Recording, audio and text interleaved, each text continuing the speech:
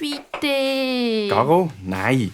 Ein Hund wollen wir nicht in der Wohnung haben. Aber warum denn nicht, Papi? Weil, ganz einfach, ich bin allergisch auf Hundehaar. Dann muss ich anfangen zu niessen, komme rote Augen über und es fängt mich an zu beißen.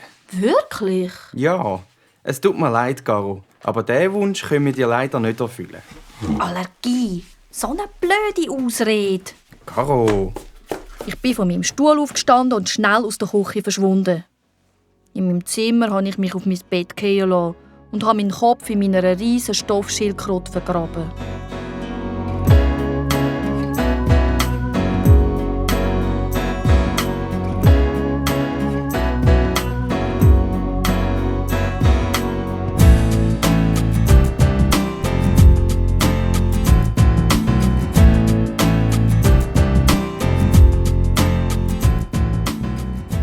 So schnell konnte ich mich nicht geschlagen geben. Am nächsten Morgen auf dem Schulweg habe ich beschlossen, das Bienenli auf jeden Fall für einen Tag heimzunehmen. Allergie hin oder her. Als ich kurze Zeit später auf dem Pausenplatz angekommen bin, habe ich Tanja laut gehört ausrufen. Er bleibt bei mir, verstanden? Bei mir fühlt er sich nämlich pudelwohl. Und das Bienenli will gar nicht noch jemand anders hin. So ein Quatsch! Bei mir wird es ihm heute garantiert genauso gut gefallen. Kapiert? Wieso bei dir? Ich bin doch als Nächste dran, oder? Hey, was ist denn da los? Kommt, wir machen Zickzack-Suck. Alle Füße zusammen. Zickzack-Suck. Yeah, ich habe gewonnen!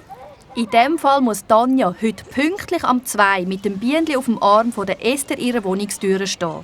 Wehe, du kommst zu spät. Was ist denn, hä? Beissest mir denn die Nase ab, oder was? So, jetzt ist aber gut. Ab sofort wird nicht mehr über das Bienenli diskutiert, okay?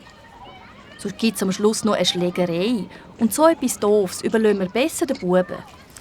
Schwätzen wir gescheiter über den Flohmarkt am Samstag und über die grosse Abschiedsparty. Die findet doch statt, oder? Ja, Ja, klar. wie abgemacht.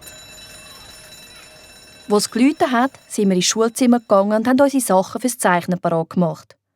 Unter meinem Bank habe ich einen roten Zettel zwischen meinen Büchern entdeckt. Mit riesigen Druckbuchstaben ist darauf gestanden: «Ich finde dich nicht.» Hey Ilditz, schau mal, was der Dominik mir geschrieben hat. Ich habe dir doch gesagt, dass der Blondschopf für dich verknallt ist. Nein, meinst du? Nach 1,5 Stunden Zeichnen hat es endlich geläutet und ich bin auf den Pausenplatz rausgestürmt. Als ich den Dominik gesehen habe, bin ich sofort zu ihm gerannt. Hey, ciao Caro. So, ich finde dich nicht. Ja, ich dich auch.